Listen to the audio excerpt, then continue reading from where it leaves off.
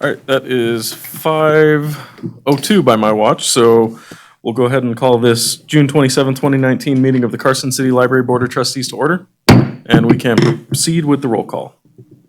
Chairperson Hayes. Present. Vice Chair Long. Trustee Cranston. Here. Trustee Patton. Trustee Solinger. Here. A quorum's present. Thank you very much. With that, we'll move on to item 2, public comment. If any members of the public wish to address the library board, now would be the time. Seeing none forthcoming, we'll move on to item 3, approval of the minutes from the previous meeting. Have all the board members had a chance to review the minutes, and are there any corrections necessary?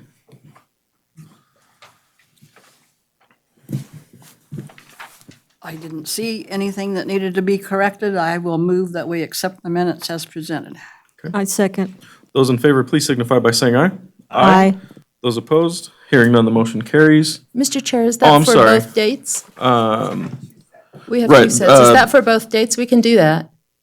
Yes. Yeah, I believe that's for both dates. Okay. Thank you.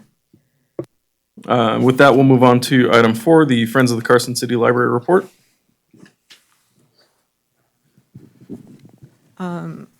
Diane Baker for the record. These are the two reports that have been submitted by the Friends of the Library, the update on the bookstore, and also for each month, for April and for May. So the information stands as is. If you have any questions, we can forward it to the Friends of the Library to get you an answer.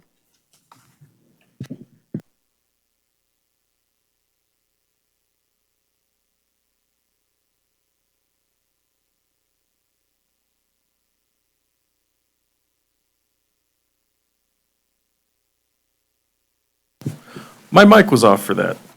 With that, we'll move on to item 5, Library Board of Trustees business, starting with item A, regarding the joint operating agreement between the Carson City Library, NNDA, Adams Hub, et cetera.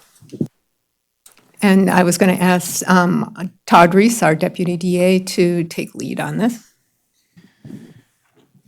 Sure. So a brief presentation. I believe that you are somewhat familiar with both the Adams Hub.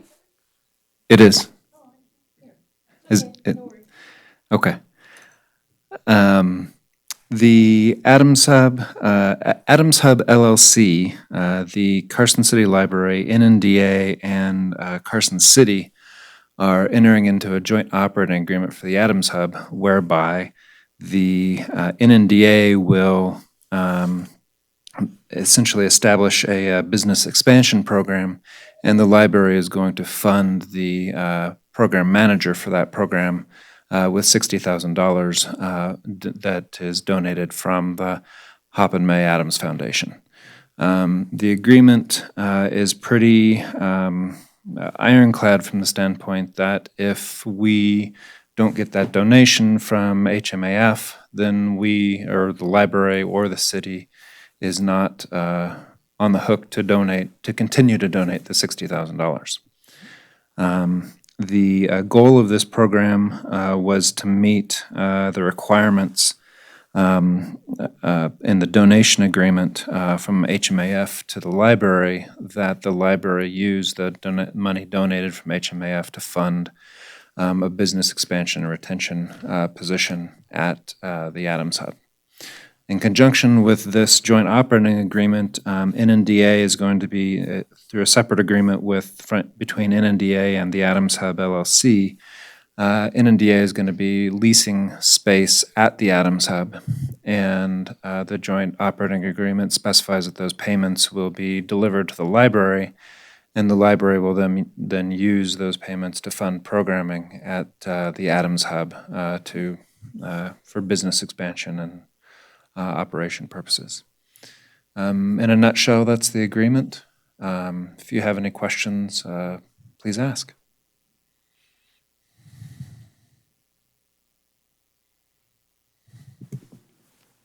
As a point of information, this operating agreement will be reviewed by the Board of Supervisors at their next meeting next week.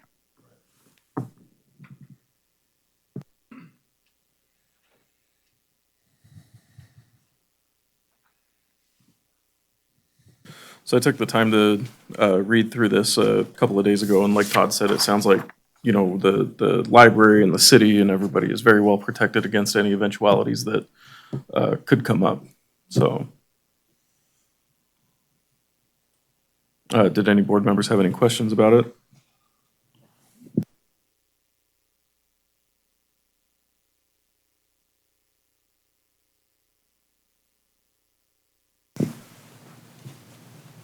And just to be 100% clear, you're looking for a motion to accept the joint operating agreement as presented or not, right? Yes, a motion to accept the joint operating agreement as presented and yeah. Yeah.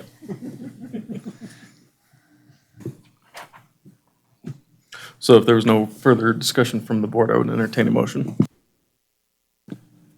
I move to accept the joint operation agreement as presented. I'll second.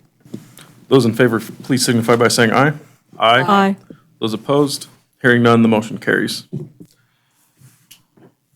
Okay, with that, we'll move on to item six, the library director representative administrative reports.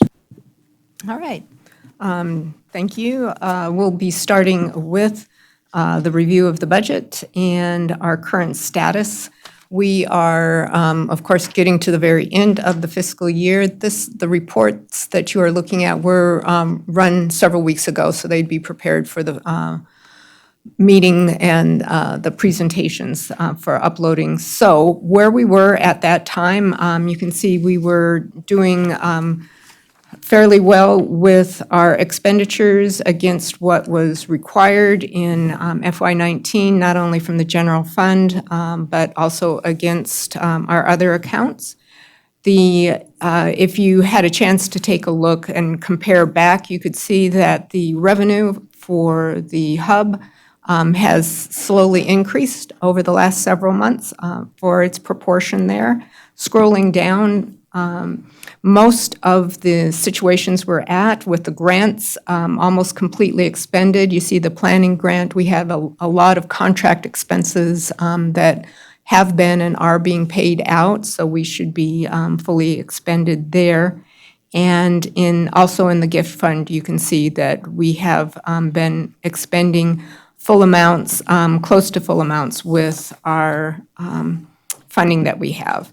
And the backup for that, just a couple things to point out from the budget reports, especially with the general fund budget 101. Salaries, we will not be fully expending salaries because we have had of course, the library director position empty, and we have been, had a number of other vacancies almost hired, completely hired there. The other areas, we are at pretty close to full expenditure on a number of those. The other budget that has a similar situation is the hub budget 232, where again, the salaries do show a less amount expended. There are a few other accounts in the Adams Hub budget that weren't fully expended. However, this budget is different in that all the funding rolls forward. It does not revert. So that is not an issue with that budget. Are there any questions? Generally, I'll pull up the P&L for the Adams Hub itself. And one of the things I do want to note is that if you take out the funding that we have gotten from the donation and the $10,000 that we get from the Perkins grant through the school district that helps fund the new E-program, that we have been able to raise or get in revenue funds through the hub itself about $22,000 to $23,000. So that was within the goal of being able to have that because the $200,000 was not sufficient to do that. So we've been able to get up to that goal with the revenue from the leases and our designated desk and co-working. Are there any questions on the budgets and the budget information? I just had one very quickly. Sure. I noticed that we are 186% spent in temporary staffing. Can you just shed some light on where that's coming from? Yes, we've been relying on temporary and staffing because of the vacancies that we have had, and I have put into the city for a budget allocation to move funds out of the regular salaries into that, but that doesn't show at this report yet. So in the June budget allocation request, it was in there to cover that. And I'm sure that with our salary savings over the last, Yeah, that, we're going to be fine with that. right, that's not an issue for the city. Any other questions? All righty, then let me move back to the library director's report that I have. Just a couple of items to identify for you. The creative learning, we should have a senior library assistant. They're interviewing tomorrow. So that's another that we should have on board. Library director, you know the status there. I am going to be out of the office for a few days starting tomorrow. I'll be back on Tuesday the 2nd. Amy Lauder will be the acting library director. So the burden falls on her shoulders.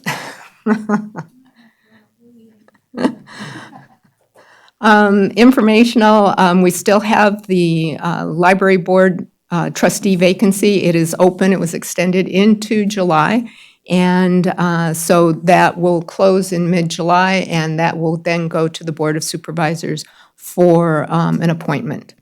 And we'll try to get that hopefully at the end of July or the first meeting in August, depending on how big those board agendas are. Additionally, on the transients, we started having quite an uptick of issues. We did have one particular Friday that was a little crazy. And some of the issues were individuals just generally there, but we were able to identify that some of the problems were as a result that we have exterior electrical component or outlets. And that hadn't actually been a huge problem over time, but it has got increasingly bad, where we had one situation where they had an extension cord, a power strip, and an amazing number of things plugged into it. I guess we're lucky it wasn't a microwave or something. So I did work with facilities. We've closed off a couple of the outlets permanently. The others do have locking security covers on them. So that, I think we've noticed that has improved that particular aspect. So we'll take little bites out of how we can address some of those issues that have been increasing lately. Generally, you'll hear more about the hackathon in one of the upcoming reports. The two last things I have under activities, the Nauman Foundation, I did put in a request for funding from them on June 1st, and this would be for the children's shelving, which if you look at it, it's kind of our oldest, tattiest looking, mismatched, broken pieces. And what I got this week was I got a check for $10,000 from them. So that is the start. We also had $3,000 that it was an unsolicited donation from them last year. And I asked for the option to roll that over into this project. We're pretty close to what the cost of the shelving will be. It'll be about $18,000. The city, I think we can pick up the shipping with the city, and we can put together the additional funding. So we're looking to have new shelving in the children's section coming this fall. So you also hear more about Grow with Google, but that was an off-the-charts kind of event for us. Google does come in kind of like a storm, but they do take care of a lot of things. And it was a hugely successful event, if a little chaotic before and after. But in the first two sessions, we had a person in every seat. completely full, tapered off a little bit in the third session, and the fourth session was about half. But all in all, we had great foot traffic in there, great exposure in the media. We had a nice splash on KTVN News that evening about the event as well. So that went over very well for all the efforts that staff had to deal with to make room for Google, because that's pretty much what we had to do, make room for Google. The fiscal systems were as poised as we can be. Everything's changing in the city's fiscal systems, going to a new platform, going live July 1. We've had some practice sessions, had some trainings. We're as ready as we can be, I think. I've already sent in corrections that where we've had some information wasn't quite right, but we'll keep you apprised. Hopefully, won't be too many hiccups to slow us down there. What that also means is that the reports that you get will look completely different when we start generating them out of the new system. So they won't look like what you've been seeing over the years. Had a great presentation to natives and newcomers at a luncheon meeting. The other, I have here the Dispatch Art Project. That is just, this is an initial report. I've been working, had a meeting with Mark Salinas for the city's arts and culture, Katie Lau from Boys and Girls Foundation. We also had, Lee Plemmel from planning, a number of individuals. This is based on an international program that's been going on. It's almost like guerrilla art, although we're going to formalize it a little bit.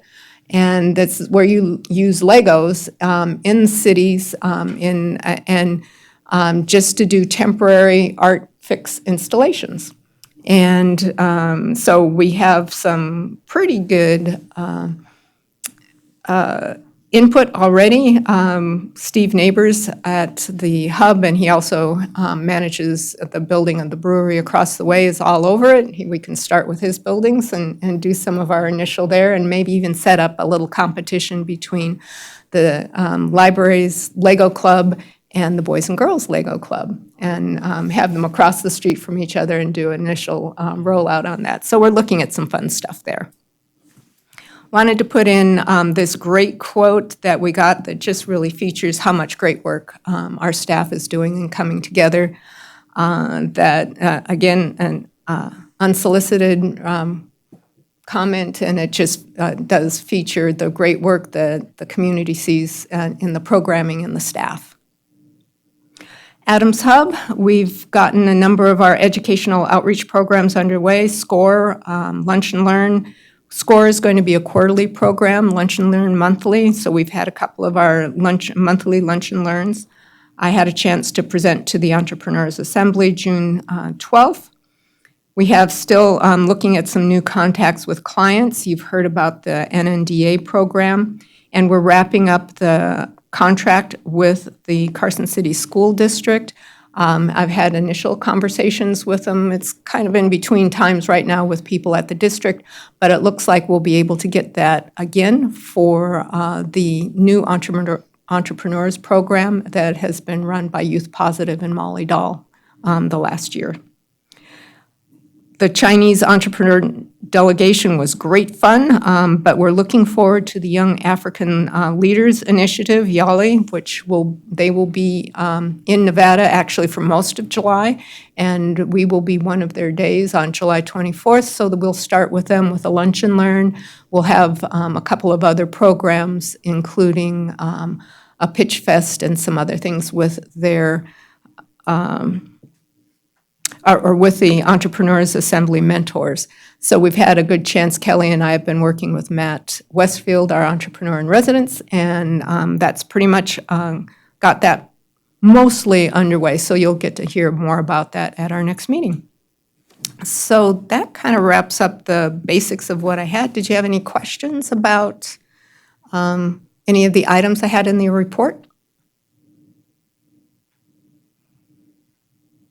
Just out of curiosity, the second picture on this with the colored, I guess that's colored tape down the wall. Is that part of the Actually, electrical? those are Legos. Or those are part of the Lego? Yeah, that those were are like- Legos, and Okay. it's a they're temporary installation. They use kind of like putty sometimes. Uh-huh. Some of them fit in and will fit in and stick depending on the space they're fitting. But since okay. it's temporary, they use things like an artist putty to have it there. And Right. it's a temporary art installation, and it's to, we're looking at it for a number of reasons, not only to inspire youth to participate in their town and downtown and beautification. It's also working on our STEM initiatives as well, because working with spatial relationships and filling in, and we're going to be using it to fill in negative spaces. If you look on the website, you can see there are some that aren't, but that we figured that would be the best use of it here in town. And I'm sure that there will be plenty of spots that we can fill in with those Legos. Yes, indeed. We actually had Andy Wilson, who is with, I can't remember, it's the company in town, but they do property management in a lot of downtown, and she already had some property owners that she thought would be all over this. Okay. Excellent, thank you. And I believe with that, we'll move on to the presentation of the strategic planning initiative.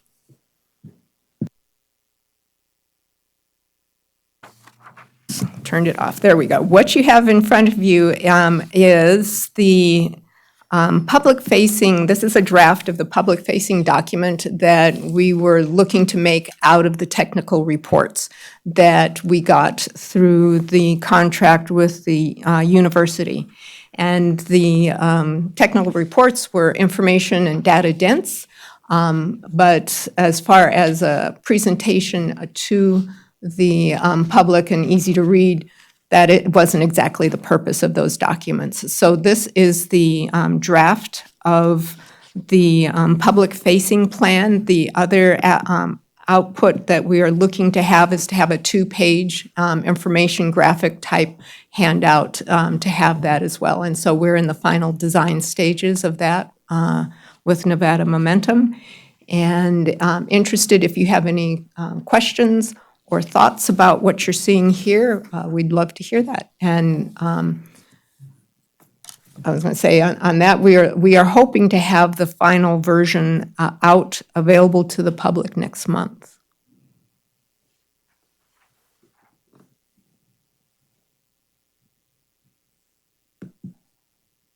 Lots of good spaces here for pictures. Exactly, yes. Excellent, thank you so much, Diane. With that, I believe we'll move on to item 7, our other administrative reports, starting with access services. Irma Reinhardt, for the record. So the first thing we have here is the Carson City Esports and Gaming Convention. So around the end of May, Maria and I attended this convention. We brought our virtual reality equipment as well as promotional materials for the library. The purpose of this convention was for people of all ages to come and have fun and get together and share in their enjoyment of everything tech and gaming related. So during the event, there was another station with VR, but they focused on gaming and we focused on the educational aspects of it. So in the two pictures that we have up here, this program is called Google Tilt Brush. So people were able to draw in a 3D space. On the image to your left, this young lady is making a fire. And on the right, another child drew themselves. So this is just one of the cool, I guess, learning through play aspects of our virtual reality technology. And then the second thing I have is libraries equal education. So this month I presented to the Board of Supervisors and updated them on this program, which was a partnership between the Carson City Library and the Carson High School. Basically, over several months, we implemented virtual reality technologies into the library and classroom. So we did get some statistics from this program. The diagram that we have here is, did use of XR increase or decrease your engagement about the topic you studied? And a large majority, 5s and 4s, which are agreeing that it did increase their engagement about this topic by using XR technologies. And we can see similar things, or there were similar results in other categories. One example was, let me see here. Do you think the use of XR has the potential to help you prepare for a future job or not?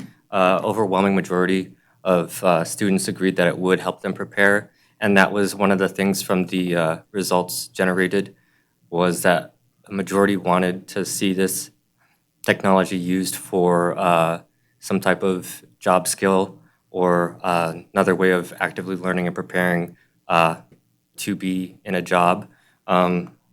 One of the things that caught my eye was the amount of students that specifically wanted to see how to work in a restaurant and using VR to do that. And there are a number of programs which you can do that, so that might be something that we look into getting for the library.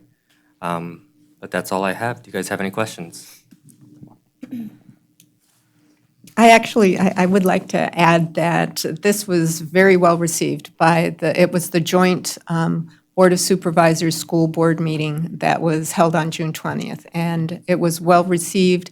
They had some other items on the agenda that were more contentious that we happened to follow, so it was a very positive wrap up to that, and that we had some really nice input from the school board members and from the Board of Supervisors, even after they had been going a long day. So this was well received. Excellent. Thank you very much, Ermel. With that, we'll move on to our creative learning update. Maria Clusta, Creative Learning Manager for the record. So I have a couple things to talk about tonight. I have the Summer Learning Challenge. So that started June 8th. We had our kickoff party for that. Went really well. We had over 130 people attend. We had lots of activities. We had the virtual reality. We had inflatable planetarium, building a rocket activity, and we also helped people register for the program. And we had a food truck as well. So it was just jam-packed with a lot of different things.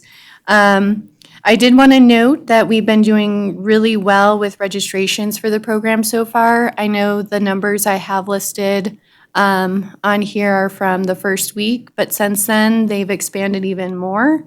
So for the 0 to 5, we actually have 88 people signed up. For 6 to 11, we have 170 signed up. 12 to 17, we have 52 signed up. And then for adults, we actually have 162 signed up. So I am very excited about how the program's going so far. And these numbers actually exceed what we had last year for each of these age groups. So it's going over very well, and people seem very excited by the programs that we're offering too. We've been having really great attendance for Summer Learning Challenge programs, and we've been getting great feedback for them too. Do you have any questions about the Summer Learning Challenge? No? Okay.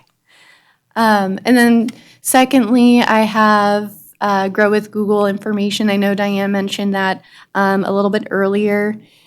So a little background with Grow with Google. So at the end of 2018, Google announced a new partnership with ALA, which included a $1 million sponsorship and a national training tour, which is what they're doing this year.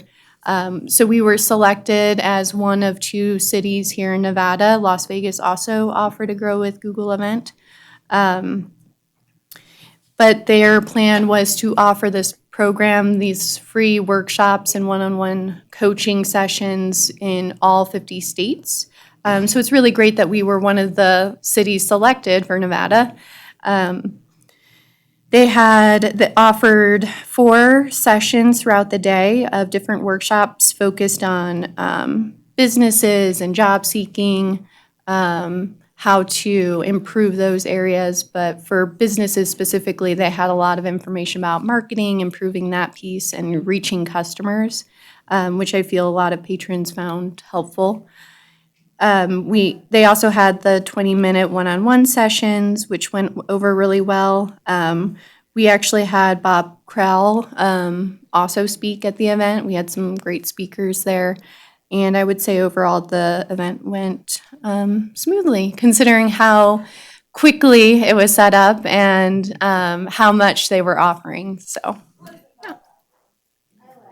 No, this went really well. Maria coordinated quite a bit on really getting this going, and we did have some great comments, individuals that said that the information they got made specific differences or helped them through issues that they were trying to solve.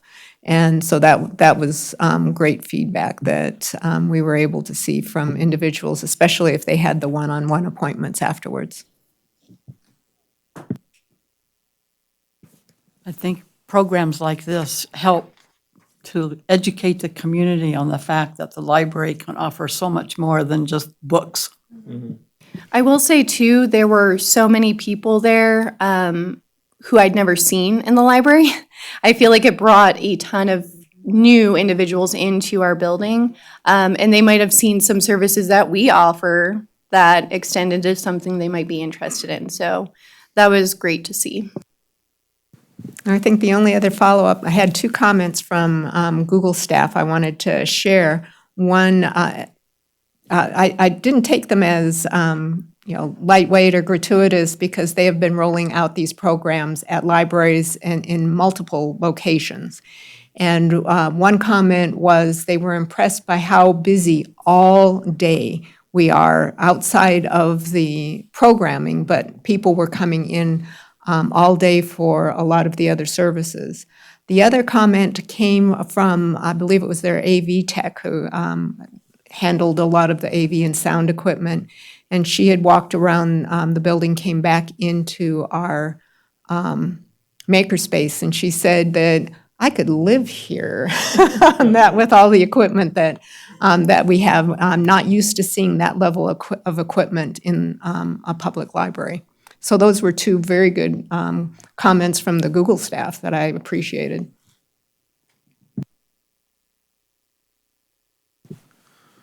Excellent.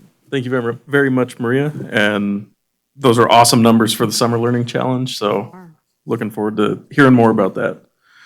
With that, we'll move on to our collection development update. Amy Lauder, Collection Development Manager for the record.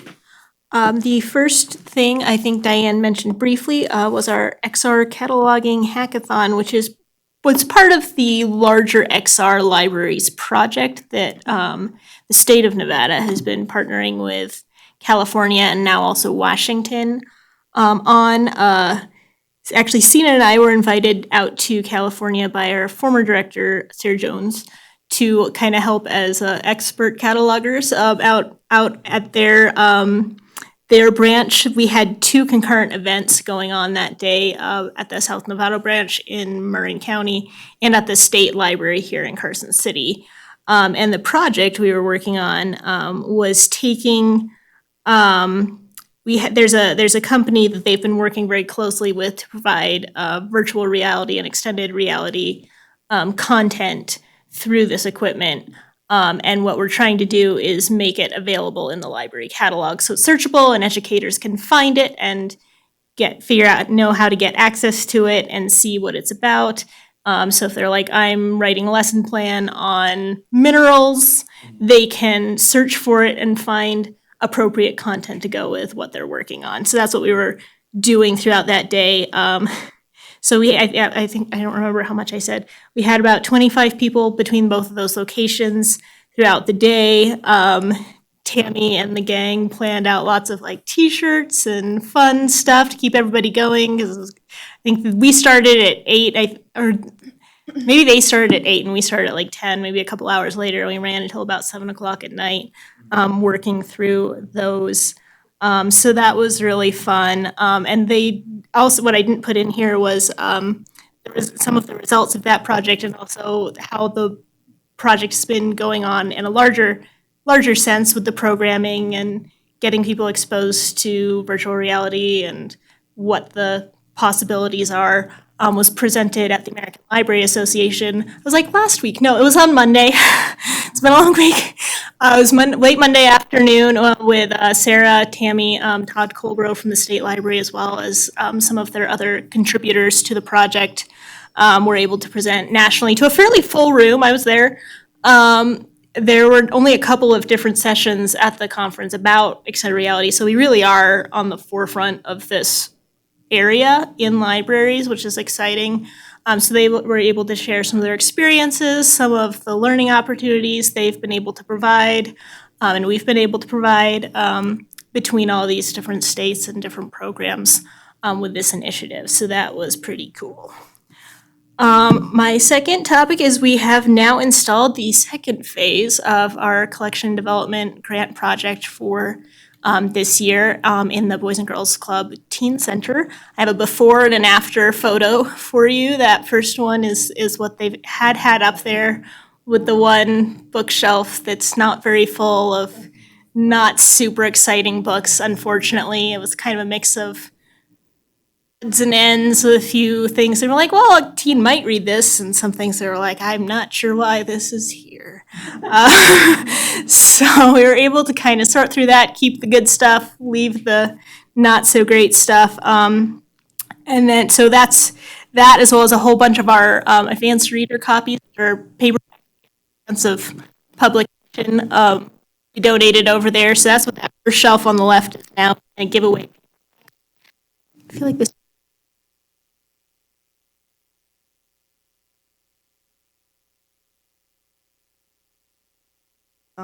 Okay, is that better? And so now they were able to use their other sources of funding to buy those other 3 metal shelves in the second picture. And now those are full of the library books we were able to purchase with the grant, which is, I think it's about 200 books. So the first 2 are all fiction, and then the third one on the end is all nonfiction test prep comic books. I'm like, they need more comic books. This is important.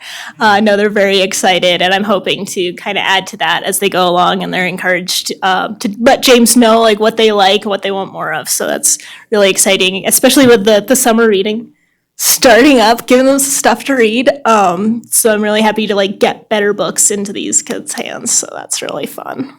So yeah, that's that. Amy, take a trip over to the bookstore. I think they have a whole collection of comic books that are not really selling that fast with our customer base. I'll have to take a look. Yeah. All right, cool. Is there a way to donate to them? I would, if you, not right now, with the area, the shelves are pretty full. It's packed. Still a little bit of space. One, if you.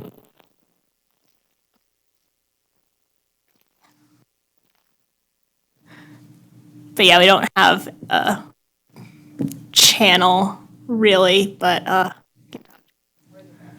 yeah.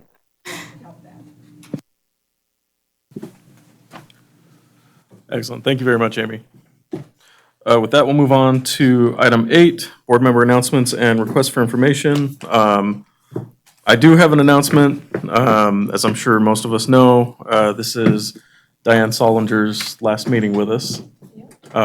She's been amazing. She's been here the entire time that I have, and well before that as well. And I mean, I feel like I've learned a lot from her, and I'm very sad to see her go. Term limits. Right. That was the only way that you were going to go away, was term limits. Because I'd keep you forever. Thank you. So, did any board members have any other announcements or anything like that? Okay, with that, we'll move on to item 9, public comment. If any members of the public wish to address the Library Board of Trustees, now would be the time. Seeing none forthcoming, we'll move on to item 10, adjournment. Is there a motion to adjourn? I move to adjourn. We are adjourned.